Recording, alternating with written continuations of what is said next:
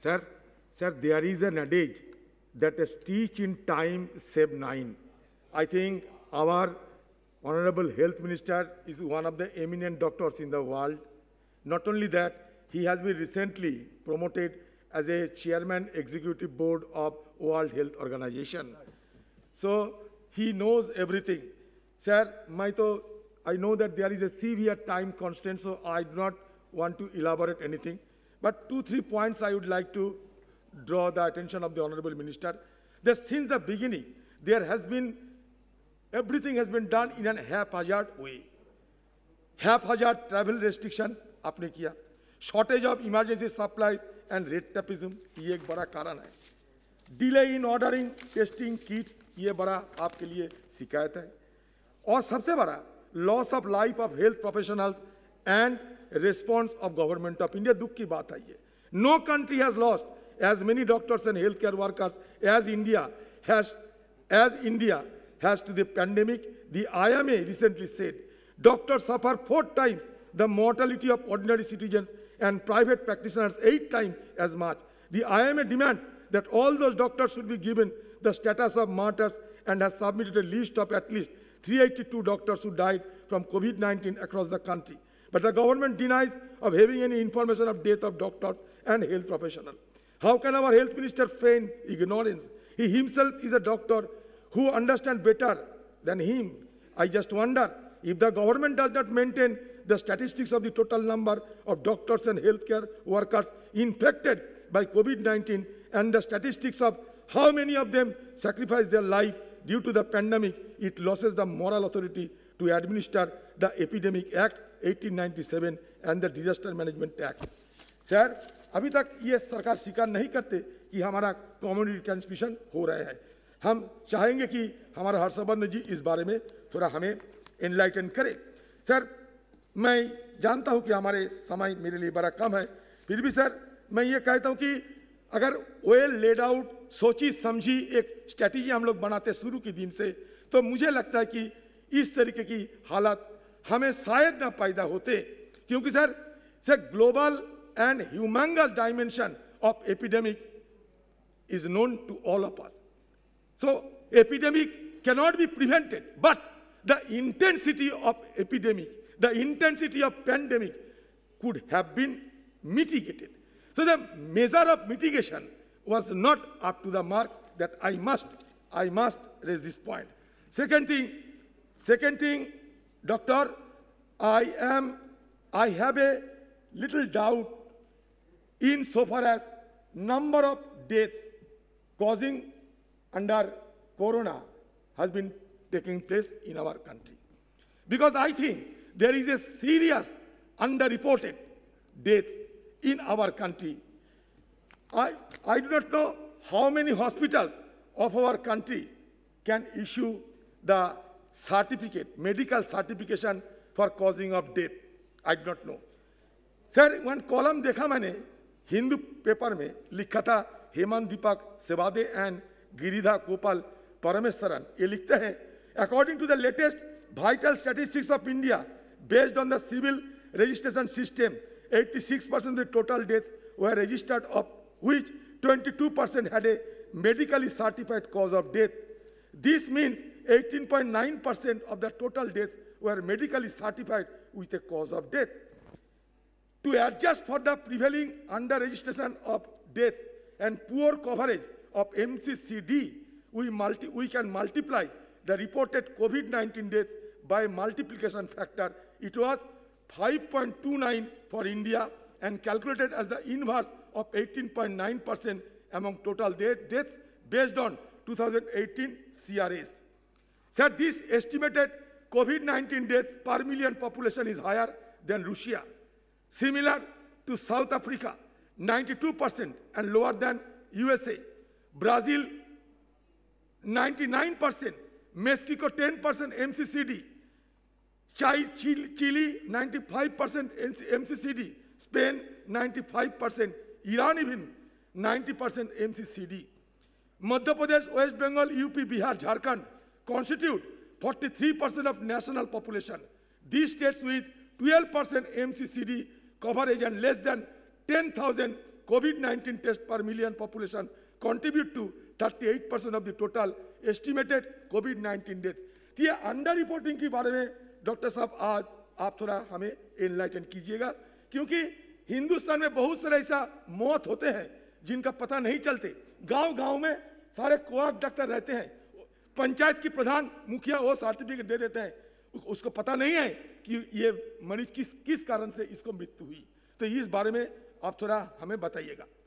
दूसरी बात सर, ये जानना चाहते हैं मैं कि कोविड के कारण देश में पीएम केयर्स फंड बनी। ये पीएम केयर्स फंड से आपका जो मिनिस्ट्री कितना पैसा आपको मिला था, या तो पीएम केयर्स फंड के बारे में चर्चा करना मुश्किल हो जाते हैं।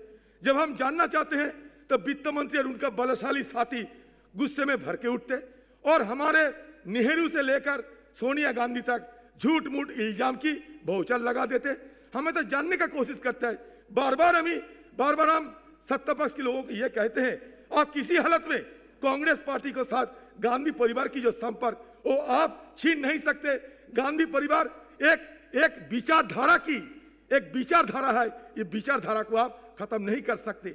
हमारा सवाल है हमारा डॉक्टर हेल्थ मिनिस्टर से कि पीएम केयर्स फंड में आज तक ये सरकार मतलब आपकी दफ्तर और सूबों की सरकार कितने पैसा इनको मुहैया कराया गया, अगर आपके पास इसका कोई जानकारी रहे तो जरूर बताएंगे। मैं सदन को और एक बात कहना चाहते हैं कि डॉक्टर आप जरूर आपको ये स्वीकार करना पड़ेगा कि हमारे देश में जो सूबा की सरकार है, सूबों की सरकार के पास इतने सारे साधन नहीं है, इतने सारे सुविधा नहीं है कि आप जैसा आईसीएमआर से लेकर सारे सेंट्रल ऑर्गेनाइजेशन उनके मदद करने के लिए खड़े बैठे हैं, नहीं है। आपने एडहॉक तरीके से एक टास्क फोर्स बनाया था, लेकिन वो टास्क फोर्स का उतना साधन नहीं है, तो ये सूबा की सरकार को इससे मदद नहीं मिलते हैं। इसलिए जिस रफ्तार से मरीज मतलब पेंडेमिक के खिलाफ लड़ना जरूरी था वो हम लड़ नहीं पाए। तो इसलिए अगले समय, क्योंकि ये सेकेंड वेव दूसरा ये वेव आ रहे हैं, दूसरा लहर हिंदुस्तान में आएगा कहते हैं सब, तो ये दूसरे लहर के पहले ही आप ठोस कदम उठाए, क्योंकि हर सूबे की सरकार इसमें मजबूत रहे, क्योंकि उनका साधन की जरूरत है, उनके पास इतना साधन नहीं है। और सर इसलिए मैं हर्षवर्धन से मांग करूंगा कि इस विषय पे आप आगे क्या सोच रहे हैं।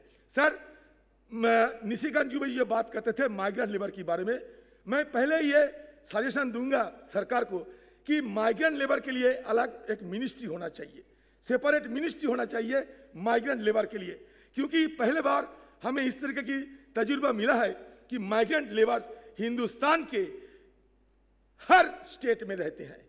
हम बंगाल से आते हैं, लाखों की तादाद में हमारे प्रदेश से लोग बाहर काम करने के लिए जाते हैं।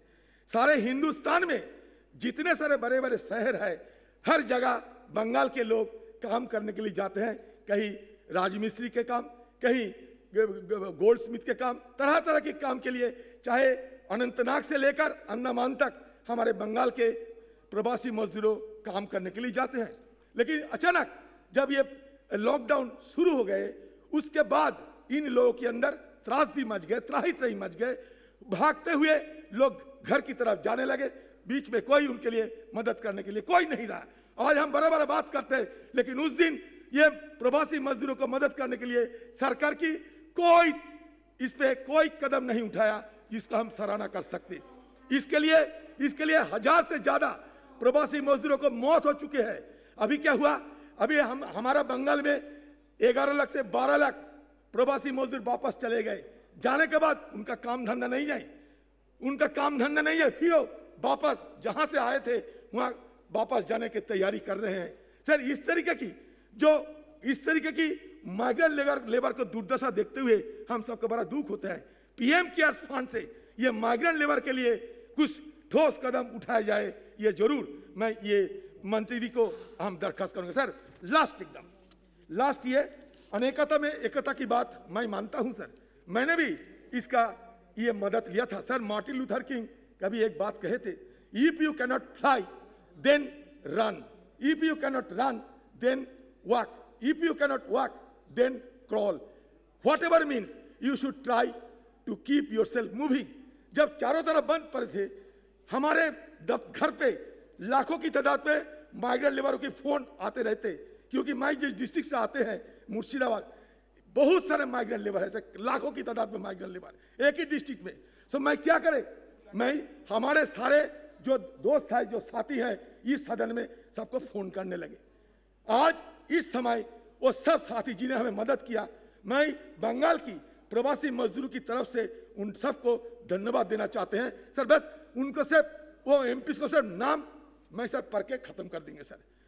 सबसे पहले जितेंद्र सिंह, सुरेश कुमार कश्यप, डॉक्टर अमर सिंह, गुरजीत सिंह औजला, संतोष कुमार चौधरी, सत्यपाल सिंह, रीता बहुगुणा जोशी, अखिलेश यादव, मीनाक्षी लेखी, दर्शना जरदोस, विजय कुमार हसदक, अच्युतानंद सामंता, डॉक्टर राजकुमार सिंह, रिपन बोरा, विनायक राउत, अरविंद सामंत, श्रीपद नायक, फ्रांसिस्को सार्डिना, नमोनारायण नवनागेश्वर राव, उत्तम कुमार रेड्डी, डीबी सदानंद गौड़ा, प्रहलाद जोशी, डीके सुरेश, बालासोरी बालाबहनी, रघु रामकृष्ण राजू, कानी मोजी, दयानिधि मारन, ए राजा, टी आर बालू, जे जयकुमार, डॉक्टर के जयकुमार, बसंत कुमार, मौत हो गए बेचारी का सर, कुन्हाली कुट्टी, एस सुधाकरन, एम के राघवन, के सुरेश, टीएन प्रतापन, के मुरलीधरन, एदेन हिबी, कुलदीप शर्मा, और इसके साथ हमारा प्रिय लोकसभा की स्पीकर, और साथ साथ मैं जरूर ये आज स्वीकार करूंगा कि हमारे होम मिनिस्टर अमित शाह भी हमें बहुत मदद की है। तो इन सब के चलते हम बंगाल के सारे माइग्रेंट लेबर को हम मदद करने पाए। लेकिन सर बंगाल की हाल बहुत बुरा हो चुके हैं, बंगाल में त्राही त्राही मच गए हैं सर। वहाँ लोगों को लूटे जा रहे हैं, वहाँ प्राइवेट हॉस्पिटल इस मौके का फायदा उठाकर मरीजों को गला कट रहे हैं सर, कसाई की तरह कट रहे हैं, गला कट रहे हैं सर। आप इसमें देखिए, बंगाल में बहुत सारे मौत होते हैं जिसका कोई हिसाब नहीं है, बंगाल में बहुत मौत होते कोई हिसाब नहीं है। पूरा सर बंगाल में तानाशाही की राज है, ये तानाशाही की राज में लोगों की बात नहीं सुना जाता है। इसलिए बंगाल के बारे में मैं हर्षवर्धन जी को दरखास्त करूंगा कि कुछ ठोस कदम उठाए। साथ साथ मैं लास्ट में एक बात करते हैं, हर्षवर्धन जी एक बात, कब वैक्सीन मिलेगा बताइए, वैक्सीन कब मिलेगा? हिंदुस्तान वैक्सीन के लिए इंतजार कर रहे हैं, अब वैक्सीन कब मिलेगा ये बात करें, और हम सबको आप एक संदेश देते हुए हमें भरोसा दे, तसल्ली दे, क्योंकि हिंदुस्तान की आम लोगों की तसल्ली की जरूरत है। धन्यवाद।